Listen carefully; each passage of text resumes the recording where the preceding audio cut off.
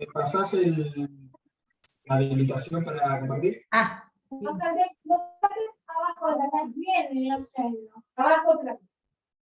Perdón, Ahí está.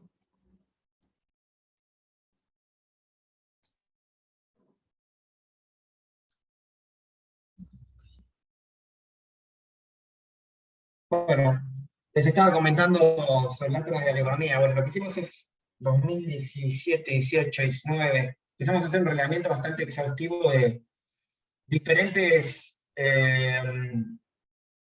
dimensiones o variables con posibilidades de ser georreferenciadas de un modelo teórico, o en el marco de un modelo teórico que pueda caracterizar la economía en su conjunto, digamos, en la complejidad que tiene, ¿sí? Lo que tiene que ver con esto que decía antes, digamos, su carácter difuso, sobre todo en términos operativos, ¿no? Quizás conceptualmente uno puede hablar, pero cuando tiene que poner, bueno, qué entra y qué no, es un poquito más difícil. Entonces, bueno, empezamos a relevar variables para poder cartografiarlas, si quiere, con la idea de elaborar un atlas que lamentablemente no salió a la luz, pero a partir de ese atlas tuvimos la posibilidad luego de avanzar en un tercer producto que la verdad es muy interesante y sobre el final les voy a comentar. Ahora simplemente les voy a mostrar algunos mapas, en la medida que consideren que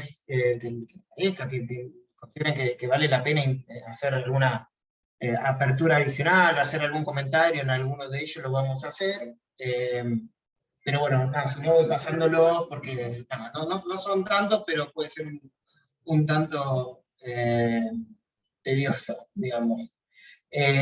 Con lo cual, bueno, un primer mapa, una primera aproximación, digamos, es si quieren, la más típica, ¿no? Que tiene que ver con la disponibilidad de biomasa en el país. Tenemos dos mapas, estos mapas fueron generados, ¿no? A partir de, no sé si conocen, hay un proyecto Wisdom, que es una manera, digamos, una metodología de medir y georreferenciar fuentes de biomasa, fundamentalmente forestales, aunque no únicamente forestales. En Argentina, regional es esto, que en Argentina, digamos, tuvo un proyecto dedicado al proyecto biomasa, y donde se hicieron cosas súper interesantes, hay un montón de informes interesantísimos en materia de producción de biomasa, que después fueron no solo biomasa, digamos, seca, sino también biomasa húmeda, ¿no? Como se le denomina, por ejemplo, efluentes porcinos, vacunos, etc. Bueno, no, les recomiendo, si quieren inspeccionar un poco de eso, hay mapas muy interesantes, hay información general muy interesante, y muy buenos informes. Nosotros acá fundamentalmente lo que transmitimos es la cantidad de biomasa disponible, en el mapa que ven sobre la izquierda, y el consumo por departamento en la derecha, que no me parece un mapa particularmente informativo, pero que sí ya muestra un poquito el potencial de poder acercar la información desde otro lugar. Este es el balance, digamos, de oferta menos demanda, ¿no? de biomasa en los términos del proyecto biomasa, fundamentalmente es una medida de la biomasa forestal y de residuos, y vemos que, bueno, ahí tenemos rojos en términos de déficit y verdes muy intensos en términos de superávit. Nuevamente, acá se hace presente la cuestión del balance territorial del que yo les hablaba al principio, ¿no? Centros urbanos, se quiere desproporcionalmente poblados en lo que es la relación del territorio, y otros donde se genera mucha biomasa, pero se consume muy poco. Por eso tiene muchas lógicas esto de, bueno, ok, entonces si hay mucha biomasa, ¿por qué no aprovechamos la biomasa? Que probablemente eso va a ayudar a que las poblaciones bien o se queden en el sitio del cual son originarios, o que suceda un fenómeno que podemos denominar de migración inversa, ¿no? O inversa lo que estamos acostumbrados. Pero acá la verdad es que se ve patente. Bueno, hay en algunos lugares que se consume muchísimo más de lo que se produce en términos de biomasa, y en otros todo lo contrario. En términos de recursos naturales, sabemos que Argentina es un país rico en recursos, recursos biológicos y en biodiversidad. Acá de alguna manera lo estamos mapeando. Se mapean en el mapa izquierdo lo que son las áreas protegidas legalmente. Bueno, hay diferentes categorías de la ley de ordenamiento territorial, y también sitios Ramsar, humedales, reservas de biosfera, etc. Y sobre la derecha, Otra manera de mapear, no es otra manera de mapearlo, en realidad es otro abordaje, que esto sí es una fuente, esto es una fuente internacional, donde en todo el país, en todo el mundo se identifican, es una organización sin fines de lucro, que de hecho tiene también un enclave en el país, donde se identifican áreas prioritarias para la protección legal, ¿no? O áreas claves de la biodiversidad. Bueno, eso simplemente para mostrar, bueno, a Argentina, todo lo que tenemos al respecto, ¿verdad? Y ahora vamos un poquito con, estos son fuentes de información que es del Ministerio de Producción. Lo que hicimos fue georreferenciar a nivel de departamento, porque hay una cuestión obviamente de confidencialidad de la información, diferentes sectores productivos o cadenas productivas, o eslabones de cadenas productivas. Les voy a mostrar solo algunos de ellos. Por ejemplo, acá sobre la izquierda tenemos las cantidades de empresas de producción de leche, y sobre la derecha de procesamiento lácteo, y vemos, bueno, es una cadena bastante interesante que tiene quizás está más atomizada el procesamiento lácteo que la producción de leche, lo cual no, digamos, a medida que vamos aguas abajo uno esperaría que sea lo contrario. Bueno, acá lo que hay es mucha producción también de quesos, fundamentalmente, creo que también sí, producción de quesos fundamentalmente, que explica esto que vemos.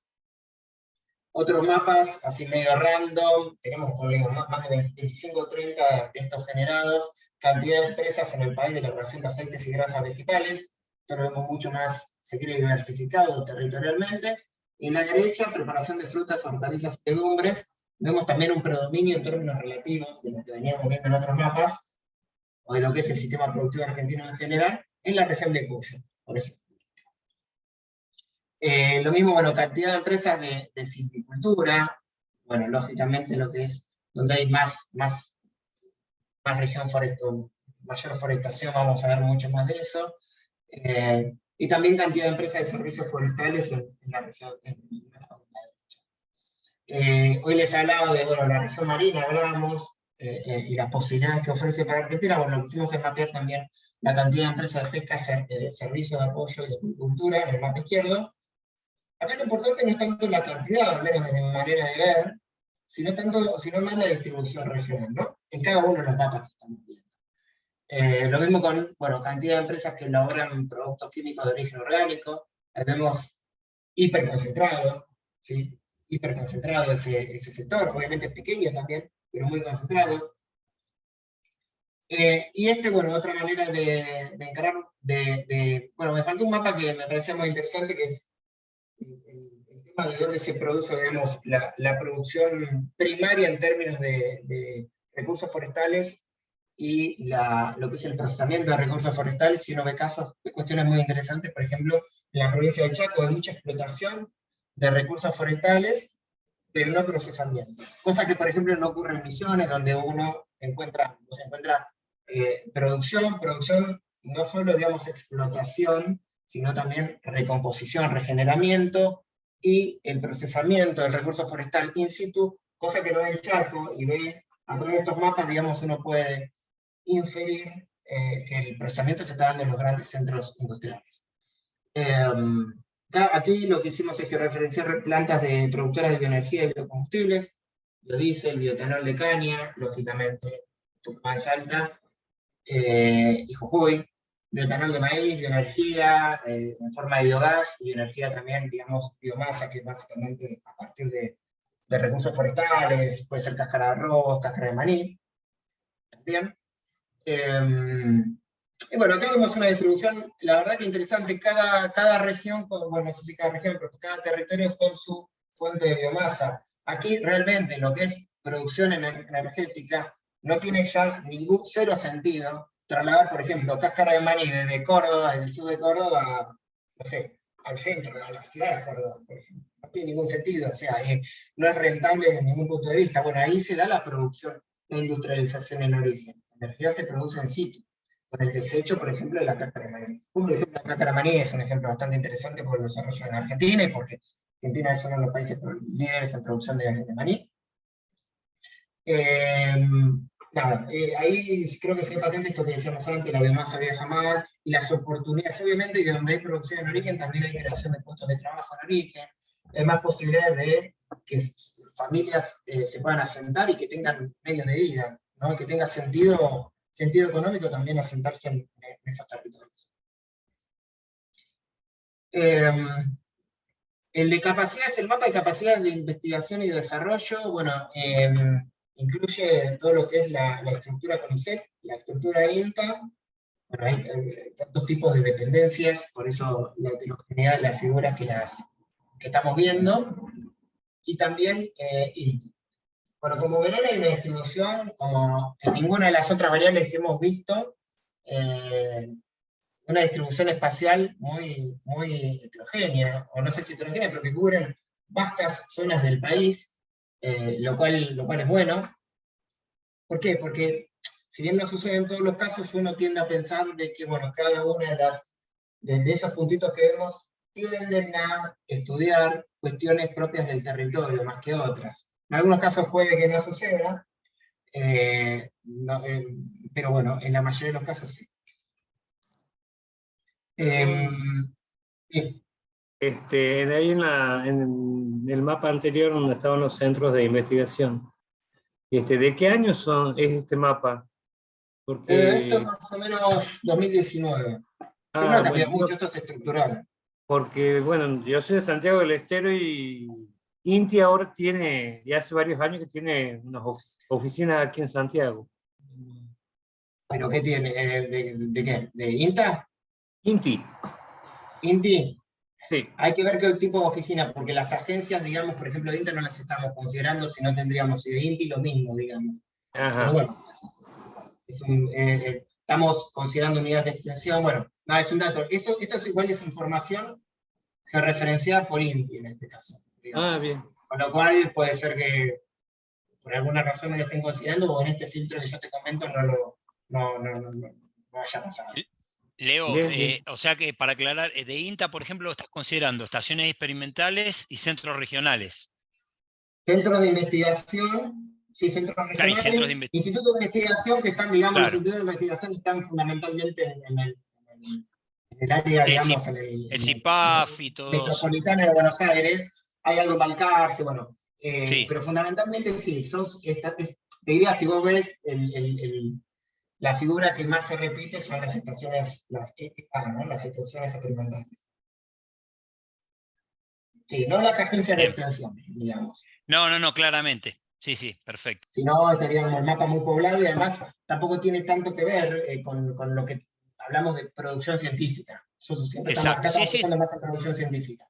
Por está eso, perfecto. digamos, el criterio de exclusión.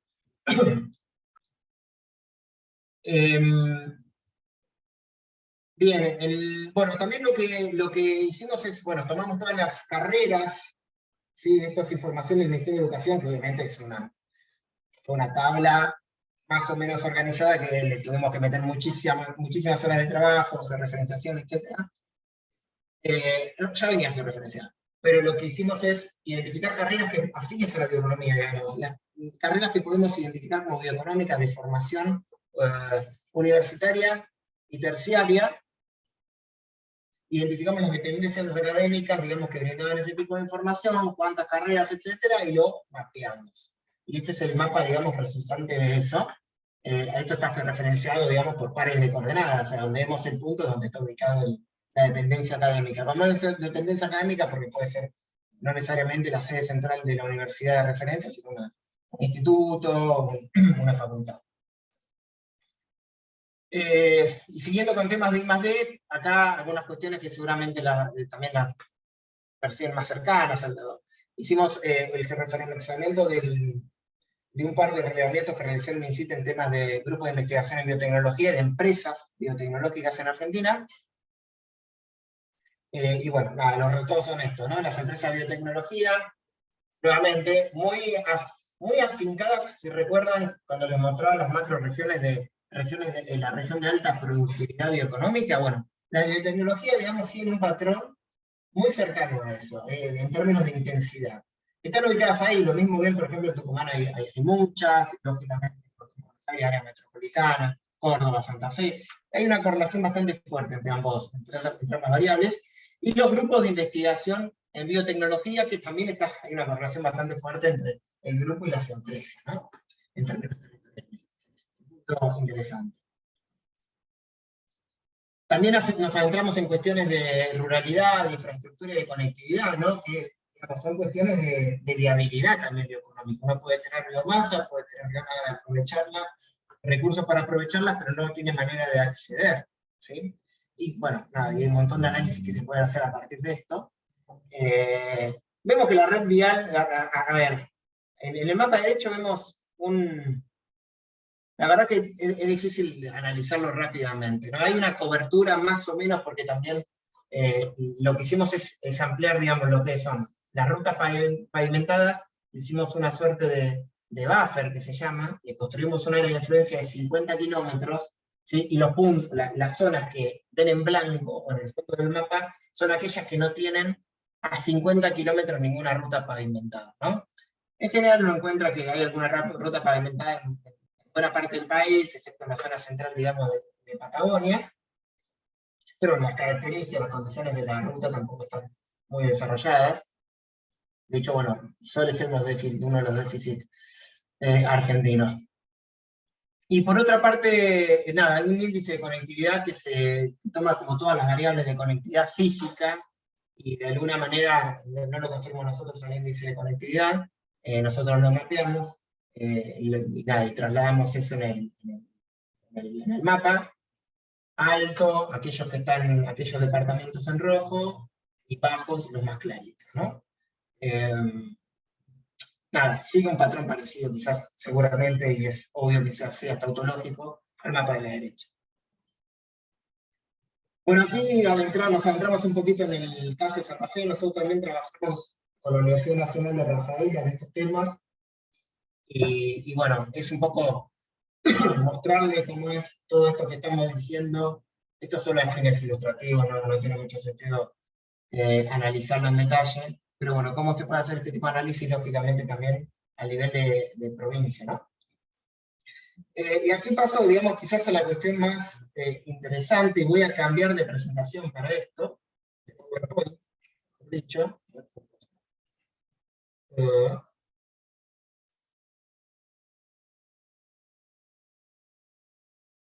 Voy a dejar de compartir. Dejo de compartir esto y paso a otro.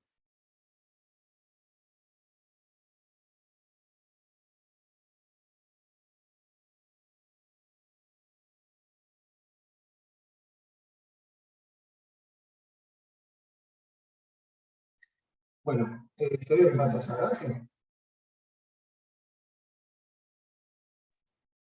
Sí, Leo. Antecedente y Gracias. resultado, ¿puede ser?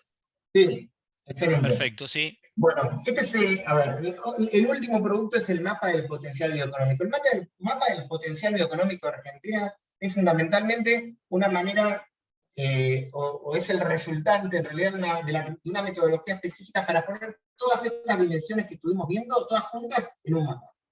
En píxeles muy pequeños, digamos, georreferenciando todas las variables y pudiendo sacar una suerte de intensidad bioeconómica para cada uno de los puntos del par de coordenadas, no de los pares de coordenadas, porque son píxeles de 250 metros de lado, de todo el país. Y a partir de eso, crear una base de datos gigantesca y poder hacer una multiplicidad de análisis, tanto cartográficos como no, los análisis estadísticos habituales, representaciones en tablas, en gráficos, etc. Les voy a mostrar un poquito de qué se trata todo eso. Bueno, esto ya lo mostré, entonces vamos por acá.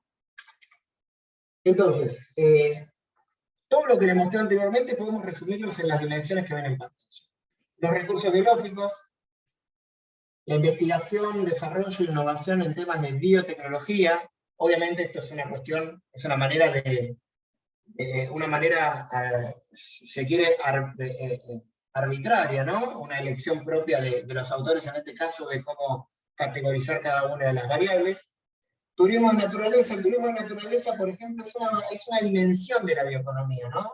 Por ejemplo, las visitas a parques nacionales es una dimensión de la bioeconomía que muy pocas veces la van a ver reflejada en la literatura, pero también tiene que ver con la producción, digamos, con la economía basada en recursos biológicos, para decirlo de manera muy sencilla.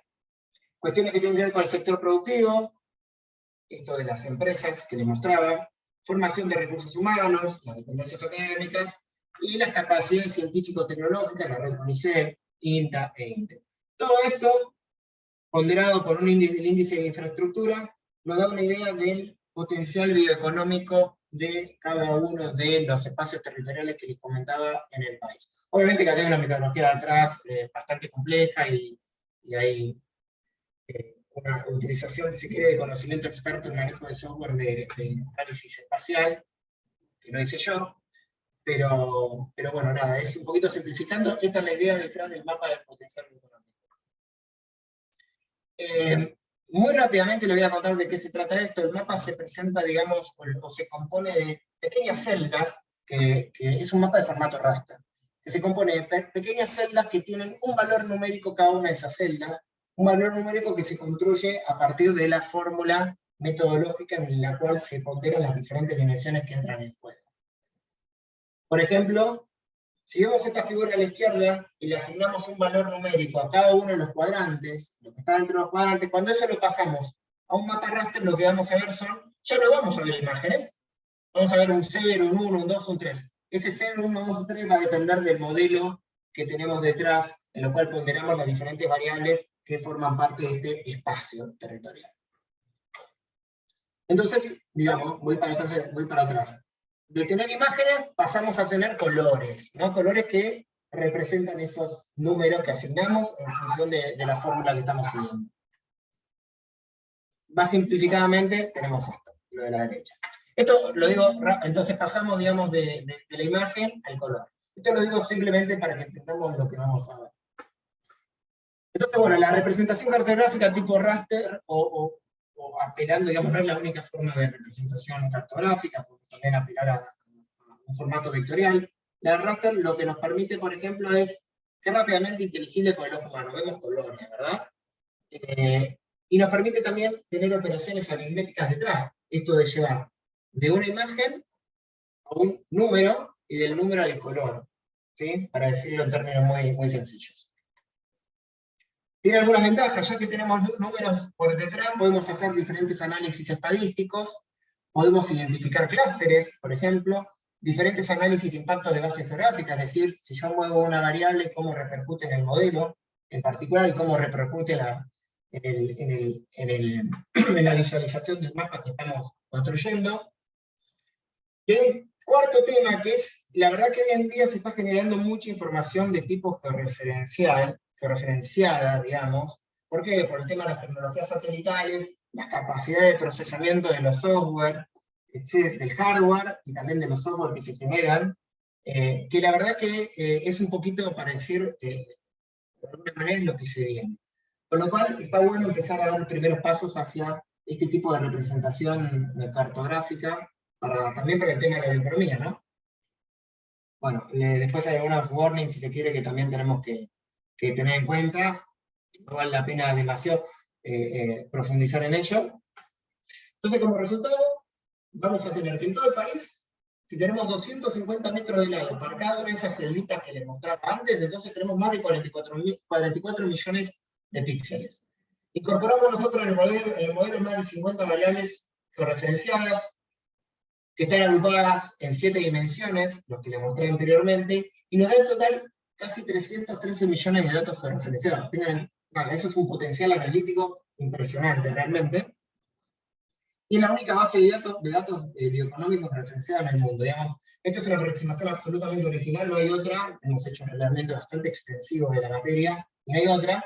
Y bueno, en el mapa argentino que estamos viendo, en función de los colores que elegimos para mostrarlo, es este que está, digamos, a la izquierda. Las diferencias intensidades de la densidad bioeconómica. Esto significa, cada punto nos muestra un tipo de densidad bioeconómica que responde al modelo que construimos a partir de las variables que consideran. Le pusimos un número, y bueno, y construimos esto. Bueno, ahora les voy a mostrar algunos resultados. Una pregunta, Leonardo. Sí. En sí, ese mapa, ¿qué muestra, digamos, el potencial de la biomasa, o en realidad esta consolidación de variables representan tanto la biomasa como la capacidad de innovación y tecnología, la cuestión de la conectividad? Eso es lo que no me quedó claro, la base para Esto representa. con todas estas variables, digamos. En realidad la biomasa es solo una de las variables que entra en juego. Cuando hablamos de bioeconomía hablamos de biomasa, pero hablamos de muchas cosas más. Ok. ¿Sí? Que O ahí sea está que como ahí ese está la mapa, fortaleza. ese mapa es una base para hacer gestión sobre todo el territorio. A ver, es una base de, a ver, entre los usos tiene que ver con una cuestión analítica. Después, a partir de lo analítico uno puede utilizarlo para, yo no quiero decir decisiones de inversión y algunas cuestiones, porque me parece ya que es un nivel de detalle bastante más, nada, hay que profundizar de otra manera, pero seguro para temas de política pública, ¿verdad? Y también de alguna manera es utilizar lo que muchos organismos públicos están generando en términos de información georreferenciada, que hacen un esfuerzo para ponerla a disposición en esos términos, y bueno, es una manera de utilizar y también de poner en valor, digamos, ese sería el término. Poner en valor en materia de lo que es el análisis bioeconómico. Pero este es un punto importante, digamos. Lo que entra acá en juego no es solo biomasa, que lo podríamos meter en recursos biológicos. ¿Sí? Ahí tenemos, por ejemplo, yo no me detuve acá, pero por ejemplo en recursos biológicos teníamos temas de cultivos herbáceos, eso proviene de INTA, fuente INTA, biomasa forestal, fuente pro biomasa, o sea, Ministerio de Agricultura, fracción orgánica de residuos sólidos urbanos, eso es una construcción que hicimos, digamos, elaboración propia absoluta, tema de biodiversidad, los mapas que les mostré anteriormente. En turismo de naturaleza construimos una base a partir de los visitantes a parques nacionales en el año 2018. Capacidad científica y tecnológica, tenemos las 3 grandes instituciones del país en ese sentido, I+D+I en biotecnología, esto es lo que les comentaba anteriormente, empresas, grupos de investigación, sector productivo, formación de recursos humanos.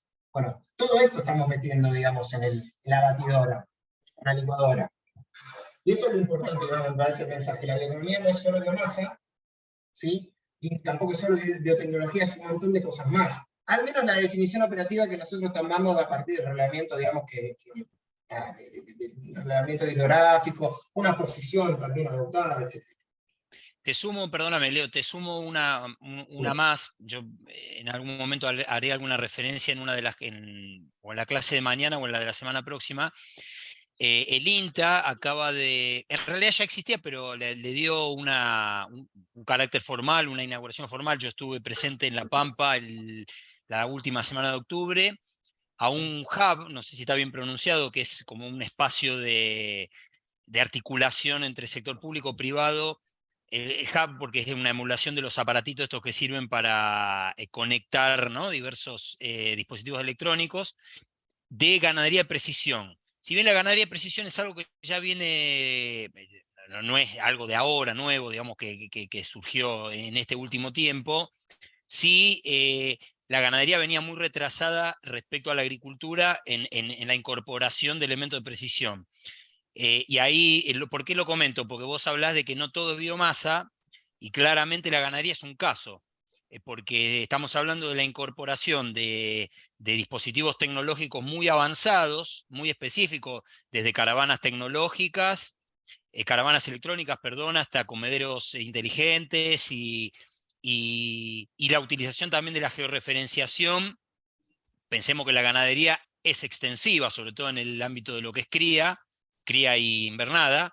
Entonces, lograr articular información y trazabilidad en una actividad de esa complejidad es un logro muy importante. Y esto se está haciendo en articulación con la Universidad de Queensland en Australia, que ya tiene una larga trayectoria en este tema, y es otro sector que ya más que potencial, yo diría que ya está instalado.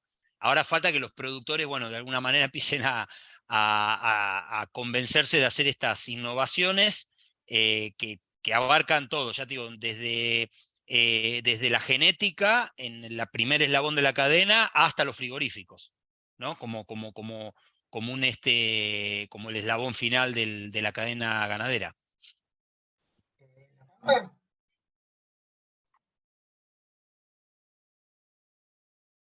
No había escuchado, súper interesante. Y agrego, ya que es nota de color, estuvimos todos trabajando en lo mismo. Yo en septiembre, octubre estuve trabajando fuertemente en la conectividad en las zonas rurales, articulando justamente estos proyectos que comenta Maximiliano, que hay mucho potencial para para avanzar con esta clase de proyectos, pero en algunas partes, en casi 400 parajes del país, de esta zona, todavía hay que seguir avanzando con la instalación de la conectividad adecuada para que puedan instalarse todas esas tecnologías. Acá nada, nosotros vivimos en nuestras gestiones diarias, esto que comentaba Leonardo de lo importante que es, además de tener la biomasa, tener la infraestructura, la conectividad, las rutas y demás, ¿no? Para que avancen estos proyectos. Leonardo, en cuanto a eso, puedo hacer una consulta que justo me surge en lo que dice Cintia. Tienen, digamos, está rankeado todas esas aristas que tiene el cálculo del potencial, digamos, tiene mayor preponderancia o porcentaje de preponderancia algunos de estos puntos como para, digamos, plasmarlo, ¿no? Sí, la publicación va a salir, porque hicimos algunos ajustes metodológicos, va a salir en breve, en donde, bueno, está detallado todo, pero sí, hay ponderaciones que en realidad las ponderaciones responden, porque la realidad es que no hay antecedentes de esto, entonces un poquito a juicio de expertos, si se quiere. Entonces, nada, estamos buscando alguna manera metodológica, estamos pensando en utilizar, digamos, algoritmos de inteligencia artificial, como para identificar algunos patrones que puedan responder por sí solos el tema de las ponderaciones en cada una de las variables que intervienen en el modelo, ¿sí?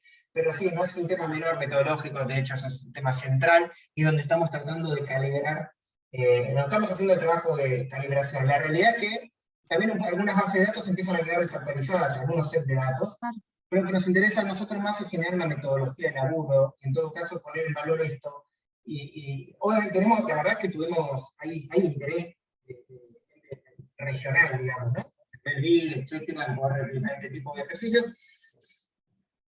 También la realidad es que uno puede generar la metodología, pero después depende de los datos que se consiguen, básicamente. No es que hay datos, uno los construye. Entonces, que para cada país es una realidad diferente, y probablemente la metodología, lo que incorpora, los criterios de inclusión y exclusión, vayan a ser diferentes por cada país, pero bueno, la pregunta es súper relevante. Y Cintia, con respecto a lo que decías, el tema de la conectividad digital, por decir una manera, nosotros acá metimos el tema de conectividad física, pero la digital es fundamental. Nosotros el año pasado hicimos un trabajo para la Organización Internacional del Trabajo, para la redundancia, sobre la cadena láctea, ¿sí? Con la Universidad Nacional de Rafaela. Y en temas de bioeconomía de la cadena láctea. Tenía que ver más con una cuestión de política pública a nivel local para potenciar la bioeconomía de la cadena láctea, etc.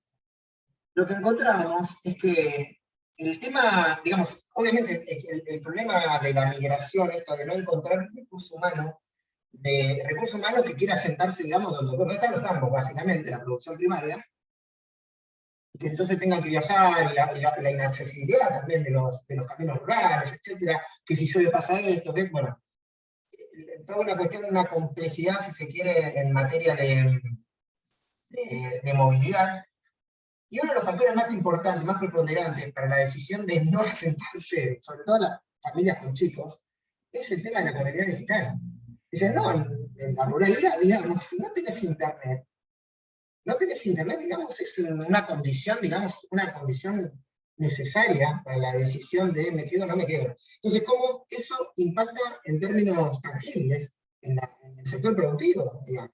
No es un tema tampoco menor para seguramente vos lo sabés bien, pero digo, nada, qué sé yo, en su momento dijimos, sí, claro, es razonable, ¿no? Es razonable que hoy en día, 2022, que las familias no se quieran quedar en el medio rural si no tienen acceso a conectividad digital, ¿no? A internet.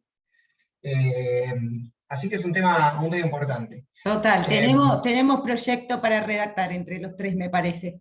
Buenísimo. Pero bueno, te digo que en el sector productivo ahora estamos trabajando también en la cadena apícola y bueno, se encuentran cosas parecidas.